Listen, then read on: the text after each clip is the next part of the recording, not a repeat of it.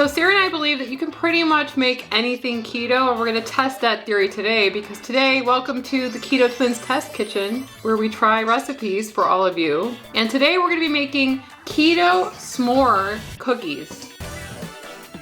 We found a hack that we want to try today, which includes putting a s'more in a cookie. So the inspiration comes from It's Angus Nguyen. Is it N-G-U-N? Yeah, Nguyen. Oh, it's when. Sorry. I think it's Agnes Nguyen, and we're gonna be putting his account linked in the description below, but his is definitely not keto. So we've tried this recipe in the past on our channel because we think that it's the perfect chocolate chip cookie recipe, and it's by Mabel's. We'll be leaving her website linked in the description below, and the recipe ingredients are pretty simple. So for this recipe, you're gonna be needing things like almond flour, keto chocolate chips, brown sugar replacement. She uses a different one that we're gonna be using today. I think that she uses a monk fruit brown sugar replacement. We're gonna be using brown sugar swerve because that's what we like and that's what we have. And you're also going to be needing a keto marshmallow. There's many on the market these days, but we're gonna be using the Choc Zero Smallows because we like them and we have them on hand. The problem with a lot of marshmallow-esque cookies is that it kind of melts into the cookie and you don't get like the marshmallow on the inside. So you're gonna be wanting to keep this keto cookie cold throughout the process so that the marshmallow stays intact and it's also cold when you put it into the oven. And the sponsor of this video is Element. So Sarah and I have been drinking Element every single day since 2020 because we love the way it tastes and the way it makes us feel on our keto lifestyle. That's because when you go into ketosis, you shed a lot of water, and inside that water are your electrolytes. This can leave you feeling tired, having muscle cramps, or even nausea, and we call that the keto flu. Element replenishes your electrolytes so that you feel better. Element contains a science-backed electrolyte ratio of 1,000 milligrams of sodium, 200 milligrams of potassium, and 60 milligrams of magnesium. Sarah and I really do like all of the flavors of Element, but our absolute favorites are the grapefruit salt and the citrus salt. You need to try them. Right now you can get a free 8-count sample pack of Element's most popular drink mix flavors with any purchase.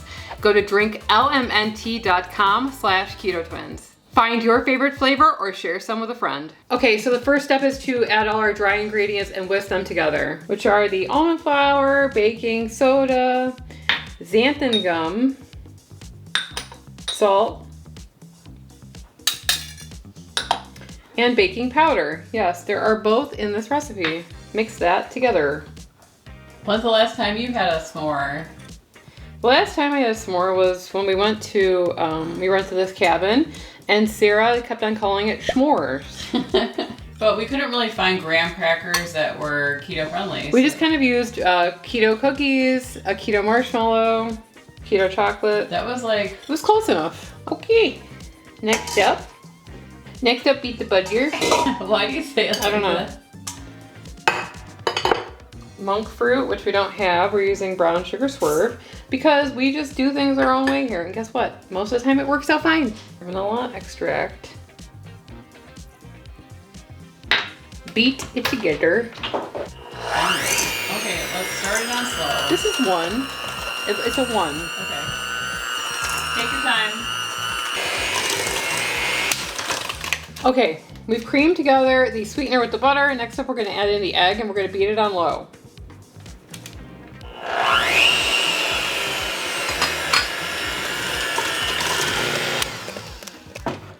Next up, you're gonna add in your dry ingredients and you're gonna beat it in slowly. Incorporate it slowly. All right, last up, we're gonna mix in our chocolate chips. These are Lily's chocolate chips and some walnuts. Those are pecans. They are pecans, and that's okay. That's what's in the recipe. I don't know why I want walnuts, but I mean, walnuts would work. Do walnuts have more carbs in them? I think they do, right? So the thing with keto ingredients, sometimes the flours and whatnot, they don't absorb at the same rate as your normal like baking flour, right? So we're gonna let this sit out for a couple of minutes at room temperature, and then we're gonna continue, like maybe 5 minutes. I'm changing my mind. I wanna put this in the freezer. Freezer? Yeah, or the refrigerator. Let's just put this in the fridge, okay? Okay. They do mention to put it in the fridge, we just never did that with this recipe. So we're gonna listen this time. Because we want everything to be cold. We want the marshmallow to stay cold, and we want the cookie dough to stay cold. So we're gonna put this in the refrigerator for 20 to 30 minutes. Okay, here's our cookie dough. So here are our Chalk Zero marshmallows. We're just gonna see how they froze. I feel like they're sticking together a little bit. Maybe we should have thought about that before. Oh, here. They're frozen. Okay, so here we have our cold dough. Put it in my hand. I think we're doing what, like ice cream scoop type level. Take one of our frozen marshmallows. Just gonna stick it in there. Close the top, I think, right? Whoa, that's a big honkin' cookie. We're gonna continue on until they're all stuffed. Like this dough is kind of cold, but I think it's got to be way colder than this. Okay. You know, the marshmallow hack guy, he did not say it in the original video, but he did a second round where he put the dough balls into the freezer for a little bit, like 20 more minutes. So we're gonna do that too, because he says that the marshmallow, it kind of stayed together, but he thinks that the dough was not cold enough. I think that's a good tip for anybody, is that if you're gonna try a recipe, check the comments to see, you know, what tweaks people made to it, or even the original creators. There's so many times that we're like, we went back and like kind of went through the comments and realized, yeah, that would have been a good idea. Or someone says, this was vile. And we don't realize that until we're midway through. Well, what do you mean? I don't think we have been. That has happened a couple times. I don't think anything that we've made is vile. No. But maybe we have low standards. I don't know. Oh my gosh, these look so good. I think we can do one more. The guy puts a square on top of each one. I don't know if we're going to do that. Why? I thought that's why I bought it. I bought Lily's for that reason. Okay. But his squares were way bigger. Or maybe his cookies were smaller. Right. So they're getting soft already, which is not good. We're gonna put them in the freezer for 20 minutes. In the meantime, we'll preheat our oven to 350 degrees.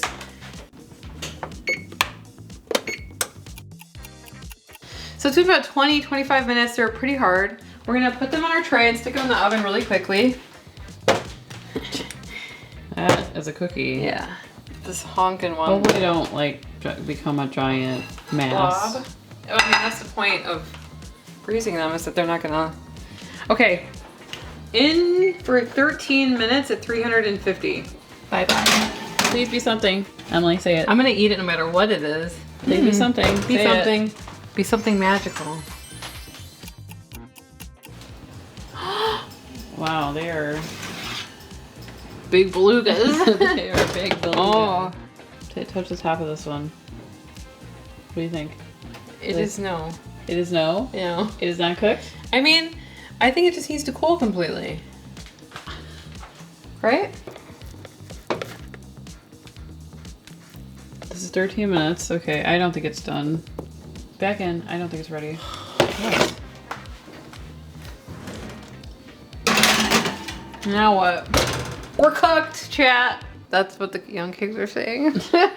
So I probably should admit that I didn't read the yield of this recipe, because the last time we didn't read the yield either and it turned out fine, but the yield of this is 24 cookies and we only made 8. So that means we made them 3 times the size. Holy macaroni. They got bigger. They spread a little bit more. See? We're just gonna let these cool completely on the tray and then we're gonna go eat them. I don't care if they're done or not. They look great. Look at that.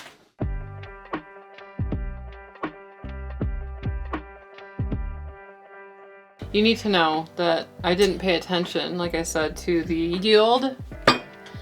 So they're about 3 times the size that they should be. That's the reason why they didn't bake, and we had to bake them like pretty much 3 times as long, which is scary considering we might have burnt the bottoms, but I just thought that you needed it to be bigger because of the marshmallow. Like, this is the cookie you'd buy at the mall, okay? Right, this is like a quality cookie. What? Stuck? That one's stuck. You need to let these cool completely because they're very soft coming out of the oven. So the original cook time for this is 7 to 9 minutes. And we cooked it for at least double that. And they were hot for a long time. Like, we're talking 30 minutes. We've been waiting for these to cool down. But here they are. Do you want to rip it in half or? You can also use like the mini marshmallows by Chalk Zero. That would make more sense. Wanted to try the hack where they put the big marshmallow inside, so. And it did work. I mean, it's still intact, if you see.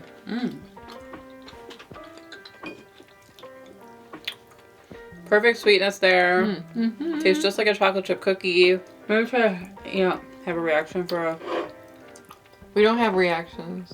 Well.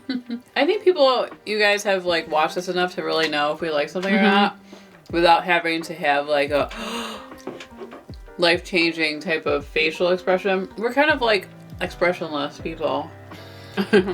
I mean, if I like something, I'm too busy eating it. But there are people that are new to us that think, I can't even tell if you like it or not. We like it. Anyway, this is it's really good. Yeah. But they're too big. We'll leave the tweaks, right? The recipe below with all the rest of the info. And YouTube seems to think that you're going to like this video, so why don't you click on it and we'll see you over there. Anyway, I'm Sarah. And I'm Emily. And we are the Keto Twins signing out.